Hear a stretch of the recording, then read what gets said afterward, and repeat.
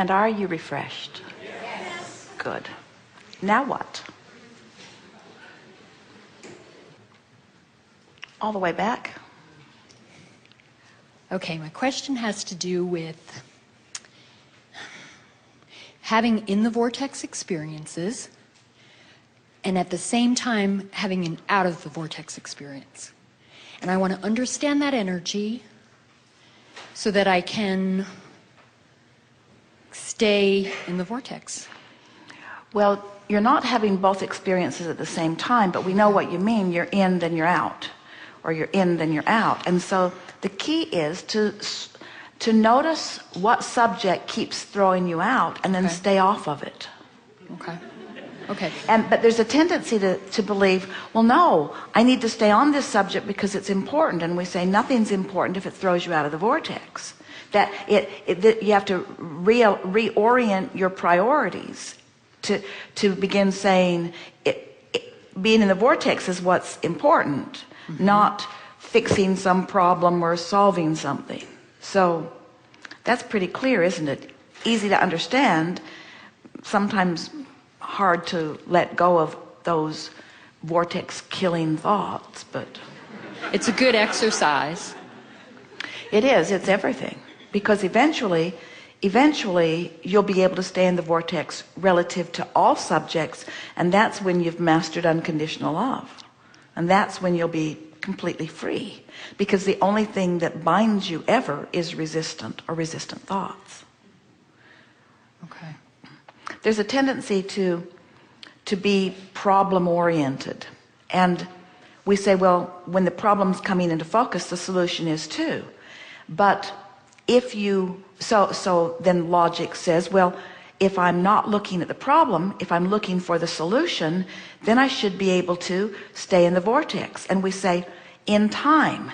But if you attempt to find the solution to a really active problem, every time you look for the solution to a really active problem, the vortex will spit you out. Now, it doesn't seem fair, does it? I'm trying to solve this problem, but problem is the operative word. And so what we encourage is that you just start noticing all the solutions to previous problems. That's a good bridge. Well, that used to be a problem, and now I've only got this solution. And that was a problem, and now I only got this solution. So as you show yourself how many solutions you now are experiencing, that can be a bridge to expecting this to be a solution. Okay, so an example that I would like to use is I was living away and returning to my home, and I had pre-paved, and I saw myself drinking my coffee and wandering around, and then shortly before I was to return to my home, it wasn't possible. There were things that came up. So I was afforded other places to live that were not this place, but they were temporary and comfortable and very nice. And so I tried to focus on that, well, I do have this option and I have this option.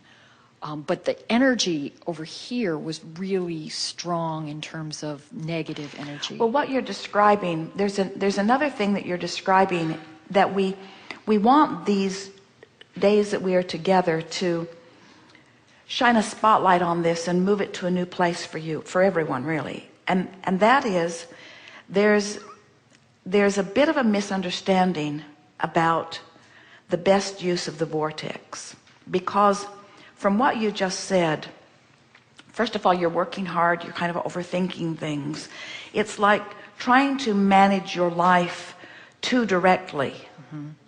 Like, I thought I was visualizing where I wanted to be, and it ended up okay, it just didn't end up exactly as I want it to be.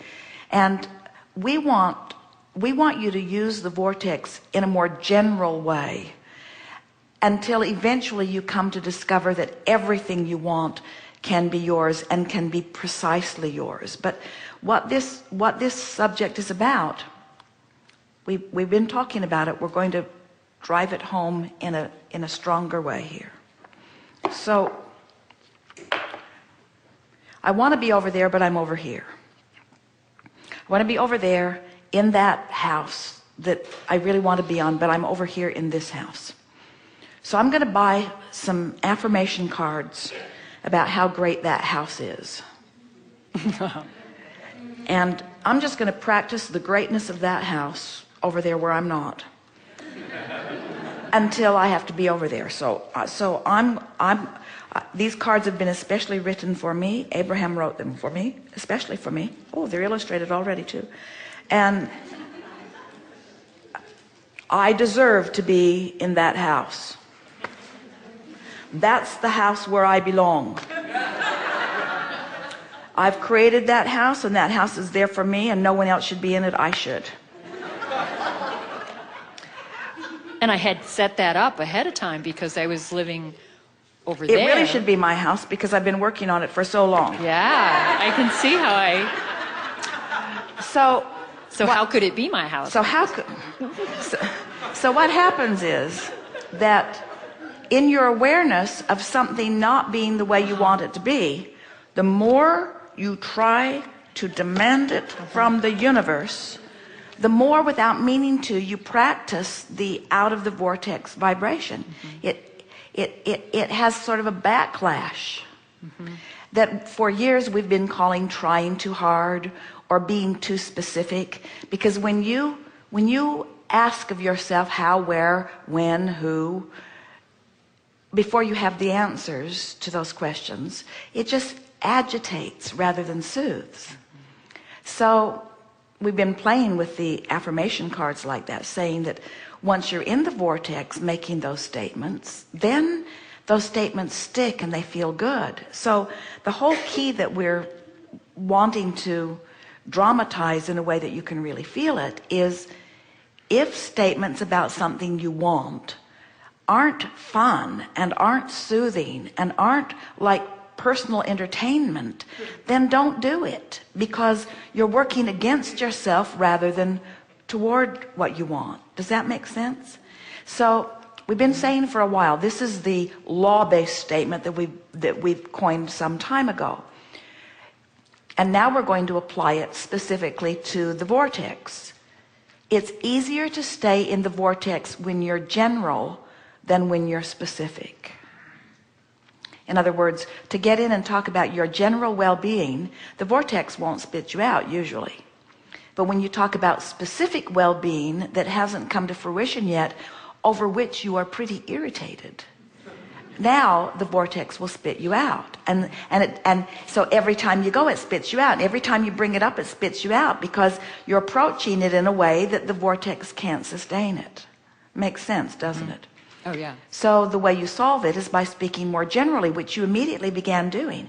Well, I'm living in a fine place, and while it's not my first choice, I'm comfortable enough, and things are working out for me, and things are getting better and better. And you see, here's what you know that we think is causing you to rush it a little bit. A lot of you do this.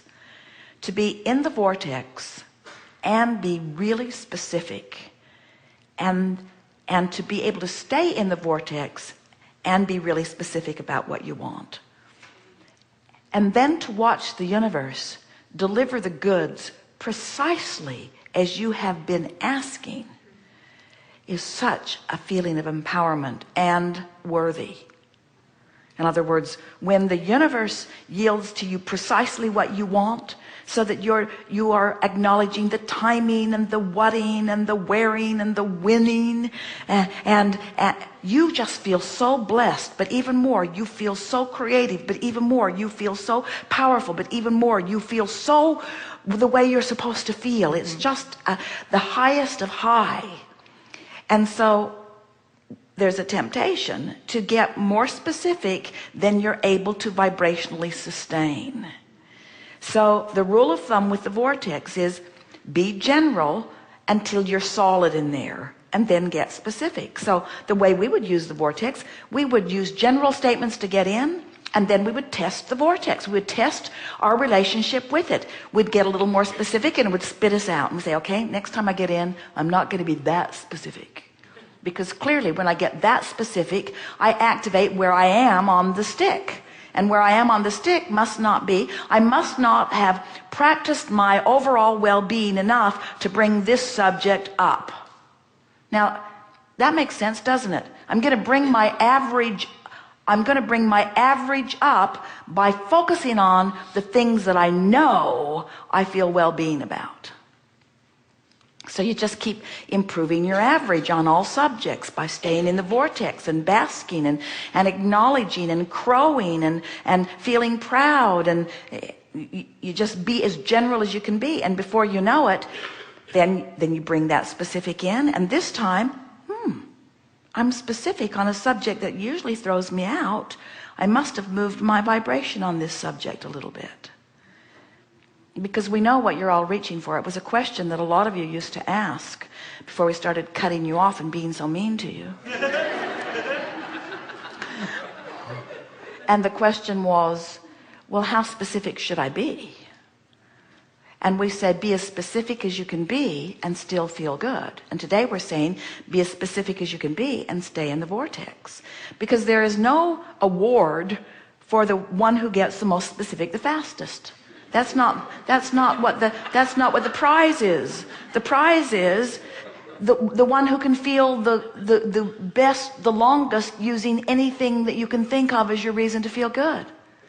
And the reason that we want you to get that is because we understand how many of you have related. So you think it's like this. You think, well, if I want a car, then I have to have in the vortex thoughts about a car in order to get a car. If I want a lover, then I have to have in the vortex thoughts about a lover in order to get a lover. And we say, it doesn't work like that. You didn't have a car, so you asked for a car, and you didn't have a lover, so you asked for a lover, and you didn't like that lover, so you asked for a better lover, and that one ran away, so you asked for one that'd stay. In other words, you've been building this vortex, and so you've got all these things you've been asking for. Now use any excuse in the world just to get in there where all that stuff is. You don't have to get in and stay in on the subject. You just have to stay in long enough that the vortex can raise your vibrational average on every subject that matters to you that's in the vortex. So whatever it takes to stay in there longer, we recommend lobotomy. We don't really, because then when all the things that you ask for before your lobotomy come to fruition, it won't be as meaningful to you because you won't remember you wanted them. That feeling of empowerment wouldn't be there. We recommend meditation. We recommend deep breathing. We recommend general statements of well-being. We recommend walking, running. We recommend anything that puts you in the zone. We recommend sitting in front of a waterfall and just mindlessly watching it. We recommend laying in the grass and watching the birds flying overhead. We recommend looking out of your window in a beautiful place like this and watching the clouds floating around even below you.